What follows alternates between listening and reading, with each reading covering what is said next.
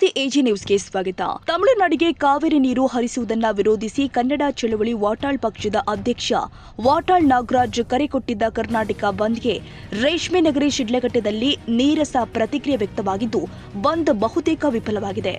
ನಗರದಲ್ಲಿ ಸಾರಿಗೆ ಬಸ್ಗಳ ಸಂಚಾರ ಎಂದಿನಂತೆ ಮುಂದುವರೆದಿದ್ದು ಆಟೋ ಸೇರಿ ಇತರ ವಾಹನಗಳ ಸಂಚಾರವೂ ಕೂಡ ನಿರಂತರವಾಗಿ ನಡೆಯಿತು. ಹೂ ಹಣ್ಣು ಸೇರಿ ವಿವಿಧ ವ್ಯಾಪಾರಿಗಳು ತಮ್ಮ ಅಂಗಡಿ ಮುಂಗಟ್ಟುಗಳನ್ನು ತೆರೆದು ಎಂದಿನಂತೆ ವ್ಯಾಪಾರ ವಹಿವಾಟಿನಲ್ಲಿ ತೊಡಗಿದ್ದಾರೆ. ಶಾಲಾ ಕಾಲೇಜುಗಳು ಎಂದಿನಂತೆ ಕಾರ್ಯನಿರ್ವಹಿಸ್ತಾ ಇದ್ದು ವಿದ್ಯಾರ್ಥಿಗಳು ತಮ್ಮ ಪೋಷಕರೊಂದಿಗೆ ಶಾಲಾ ಕಾಲೇಜುಗಳತ್ತ ತೆರಳುತ್ತಿರುವುದು ಕಂಡುಬಂದಿದೆ. ಬಂದ್ ಹಿನ್ನೆಲೆ ಯಾವುದೇ ಅಹಿತಕರ ಘಟನೆಗಳು ಜರುಗದಂತೆ ಶಿಡ್ಲಘಟ್ಟ ನಗರ ಪೊಲೀಸ್ ಠಾಣೆಯ ಪಿಎಸ್ಐ ಸುನಿಲ್ ಕುಮಾರ್ ಅವರ ನೇತೃತ್ವದಲ್ಲಿ ಪೊಲೀಸ್ ಸಿಬ್ಬಂದಿ ಸೂಕ್ತ ಬಂದೋಬಸ್ತ್ ವ್ಯವಸ್ಥೆ ಕೈಗೊಂಡಿದ್ರು. ತಮೀಂ ಪಾಷಾ, ಎಜಿ ನ್ಯೂಸ್, ಶಿಡ್ಲಘಟ್ಟ.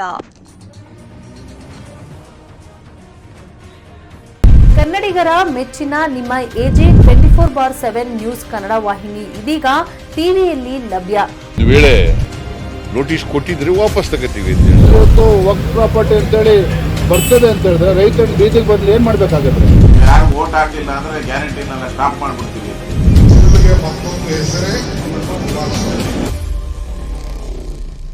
ಕರ್ನಾಟಕ ಮತ್ತು ದೇಶ ವಿದೇಶ 360 ಡಿಗ್ರಿ ಸುದ್ದಿ ಹಾಗೂ ಉತ್ತರ ಕರ್ನಾಟಕ, ಬೆಳಗಾವಿ, ಬಾಗಲಕೋಟೆ, ಧಾರವಾಡ, ಹಾವೇರಿ, ಗದಗ, ಬಿಜಾಪುರ ಜಿಲ್ಲೆಯ ಕ್ಷಣ ಕ್ಷಣದ ವಿವರವನ್ನ ಪಡೆಯುವುದಕ್ಕೆ ಎಜೆ 24/7 ನ್ಯೂಸ್ ಕನ್ನಡ ವಾಹಿನಿಯನ್ನ ಲೈಕ್ ಮಾಡಿ, ವಿಡಿಯೋಗಳನ್ನ ಶೇರ್ ಮಾಡಿ, ಕಮೆಂಟ್ ಮಾಡುವ ಮೂಲಕ ನಮ್ಮ ವಾಹಿನಿಗೆ ಸಹಕಾರ ನೀಡಿ ಮತ್ತು ಚಾನೆಲ್ ಅನ್ನ ಸಬ್ಸ್ಕ್ರೈಬ್ ಮಾಡಿ.